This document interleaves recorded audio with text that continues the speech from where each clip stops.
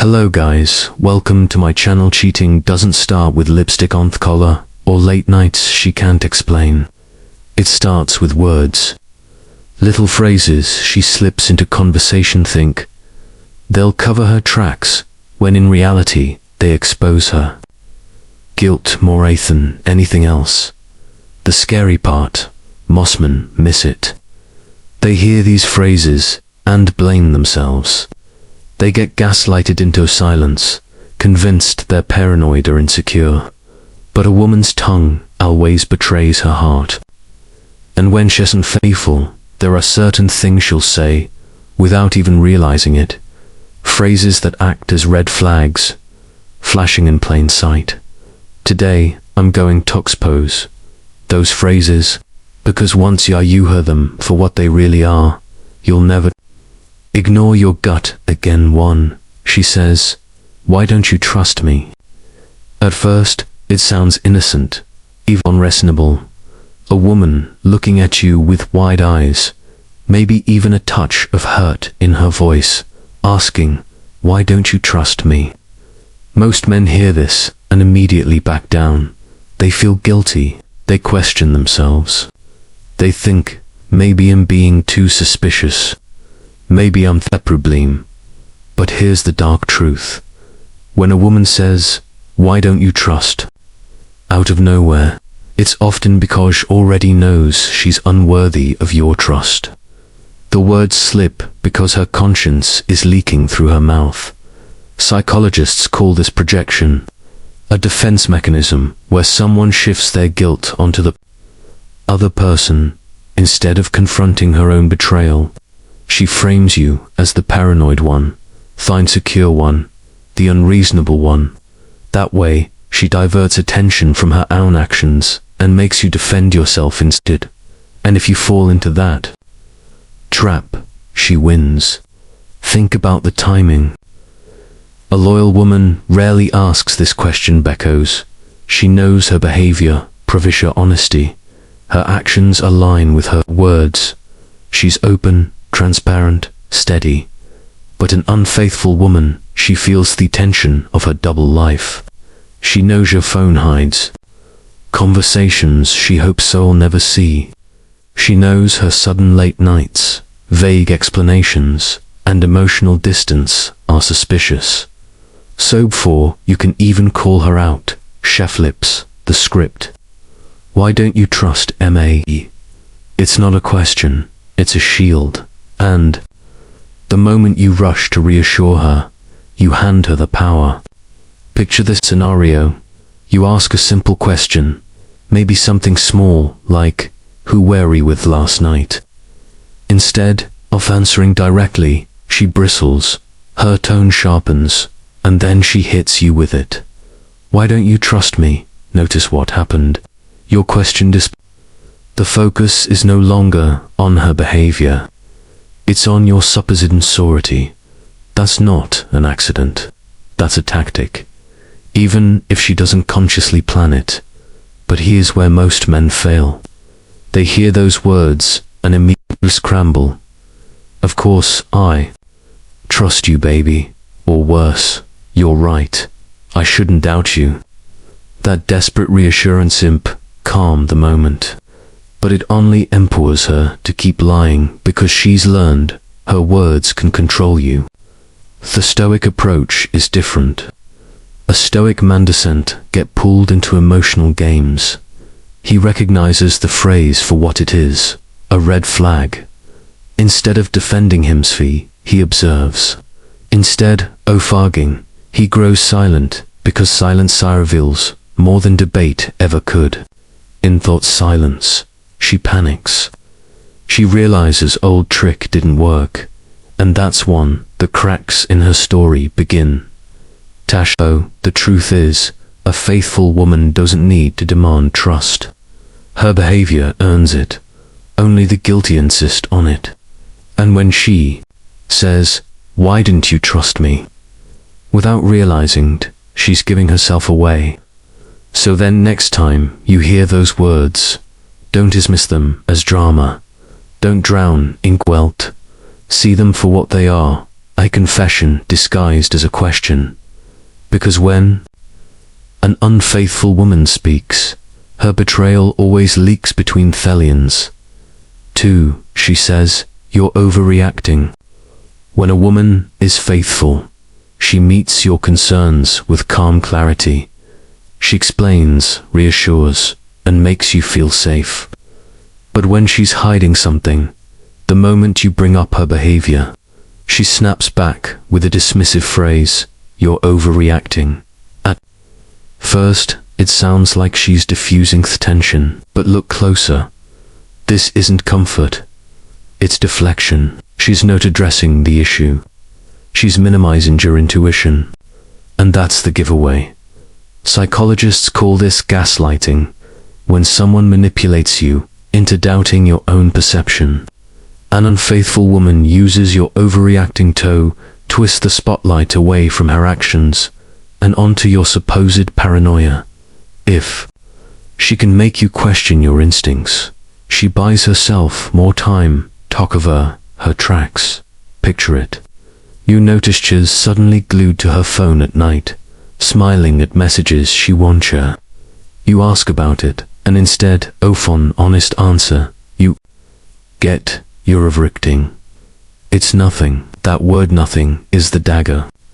Because if it truly were nothing, she would show you. The fact that she doesn't means it's same a thing. Most men cave here. They didn't want to be seen as insecure, so they back down. They apologize, and in thought moment, she wins. She learns that all she has to do is accuse you of overreacting, and you all silence yourself. That's why this phrase is so dangerous. The Stoic response, you don't tug and you don't retreat. You stay silent, observe, and let her words hang in the air, because silence forces her to feel the weight of her own excuse. The less you react, the more her nervousness grows, and nervousness always reveals the cracks. Remember this, a faithful woman will comfort your doubts, an unfaithful woman will mock them. And the very time she tells you you're overreacting without realizing it, she's posing her guilt. 3. She says, "He just needs some space." Space it's few women use when they're already halfway out the door. When she's faithful, she leans in. She wants more closeness, more connection, more intimacy. But when she's unfaithful or planning to be, she creates distance, and the way she justifies that distance is by saying, "I just need some space." Now, in a healthy relationship, Pia Play-Doh need breathing room, but here's the difference. When it's genuine, she'll still be emotionally present. She'll explain it clearly. She'll include you in the process. When it's not genuine, the word space becomes a shield for secrecy. It's not about self-care. It's about making room for someone else. Think about the timing. Women don't usually ask for space when things are restable. They ask for it when their guilt is growing. They want distance because eases their conscience. If she cheats while still glued to your side, their betrayal feels sharper. But if she creates space first, she tells herself the relationship was already fading. That lie makes her feel less guilty. Psychologists call this cognitive dissonance reduction, the mental trick of justifying bad behavior by rewriting story. She doesn't think in betraying him. She tells herself, he needed space. We were already drifting. It's not really cheating. Most men don't see this for what it is. They hear few words and think she just needs time. I'll give it to her, but giving her space during this stage doesn't fix things. It accelerates them, because this space isn't for her healing, it's for her betrayal. The Stoic man sees through us.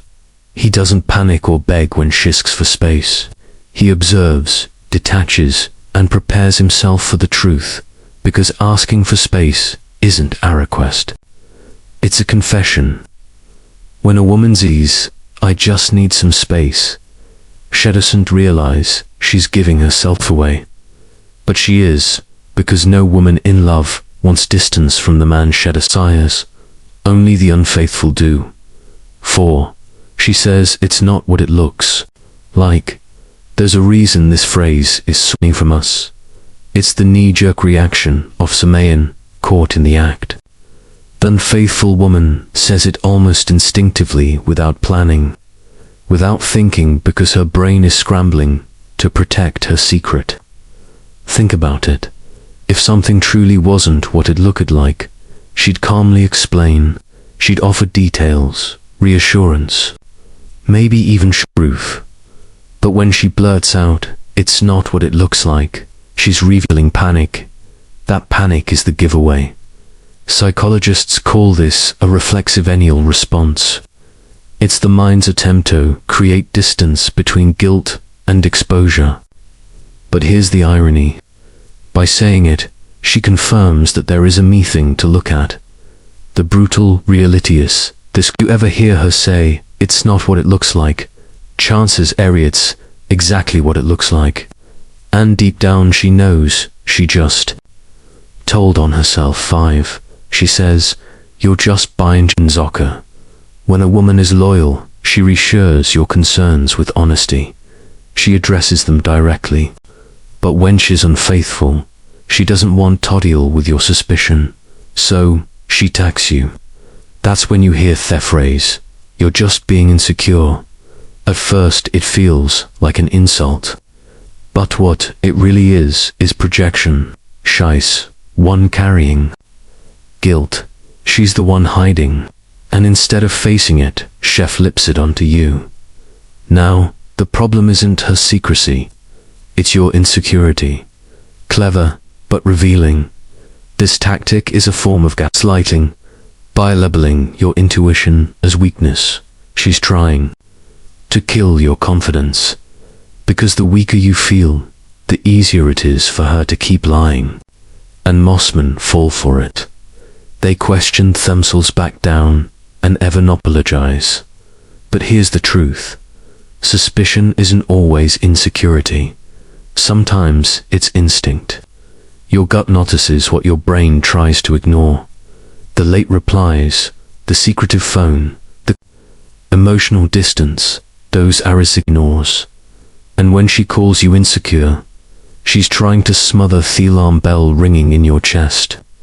If you're ready to hear the truths women hope you'll never figure out, hit that subscribe button right now and drop the word truth in the comments. If you've ever heard one of these phrases and felt that gut level suspicion,